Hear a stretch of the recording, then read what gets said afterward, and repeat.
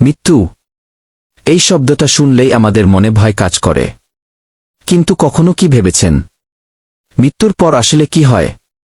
সবকিছু কি এখানেই শেষ হয়ে যায়, নাকি শুরু হয় অন্য কোনো রহস্যময় যাত্রা?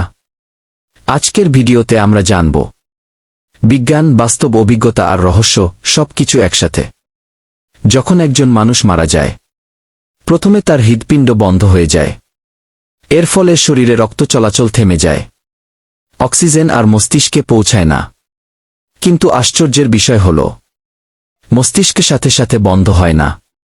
গবেষণায় দেখা গেছে, মৃত্যুর পর কয়েক মিনিট পর্যন্ত মস্তিষ্ক সক্রিয় থাকতে পারে। এই সময় মানুষ কিছু অনুভব করতে পারে, যা আমরা এখনো পুরোপুরি বুঝতে পারিনি। অনেক মানুষ যারা মৃত্যুর খুব কাছাকাছি গিয়েছিল, তারা কিছু অদ্ভুত অভিজ্ঞতার কথা বলেছে। এগুলোকে বলা হয় নিয়ার ডেথ এক্সপিরিয়েন্স। তারা বলে, তারা একটি উজ্জ্বল আলো দেখতে পায়। অনেকে বলে, তারা নিজের শরীরের বাইরে চলে গেছে। আর সবচেয়ে অবাক করা বিষয় হল, অনেকে তাদের পুরো জীবন এক মুহূর্তে দেখতে পায়। এগুলো কি সত্যি, নাকি মস্তিষ্কের শেষ মুহূর্তের খেলা? বিজ্ঞানীরা মনে করেন, এগুলো আসলে মস্তিষ্কের প্রতিক্রিয়া। যখন শরীরে অক্সিজেন কমে যায়, মস্তিষ্ক অদ্ভুত সিগন্যাল তৈরি করে। এই সিগন্যালের কারণে আমরা আলো দেখতে পারি, পুরনো স্মৃতি মনে পড়তে পারে।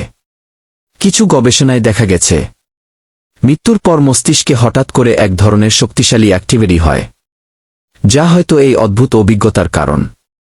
মৃত্যুর কিছুক্ষণ পর শরীর ধীরে ধীরে ঠান্ডা হয়ে যায়, পেশিগুলো শক্ত হয়ে যায়, যাকে বলা হয় ভিগর মর্টিস। এটা সম্পূর্ণ স্বাভাবিক একটি প্রক্রিয়া। শরীরের সব কাজ ধীরে ধীরে বন্ধ হয়ে যায়। কিন্তু আসল প্রশ্নটা এখনো রয়ে গেছে, মৃত্যুর পর কি সত্যিই কিছু আছে? বিজ্ঞান এখনো এর পরিষ্কার উত্তর দিতে পারেনি। কেউ বলে সব শেষ, আবার কেউ বিশ্বাস করে মৃত্যুর পর নতুন কিছু শুরু হয়। এই রহস্য হয়তো অনেকদিন পর্যন্ত অজানাই থেকে যাবে। আপনার কি মনে হয়, মৃত্যুর পর কি কিছু আছে, নাকি সবকিছু এখানেই শেষ? কমেন্টে আপনার মতামত জানান।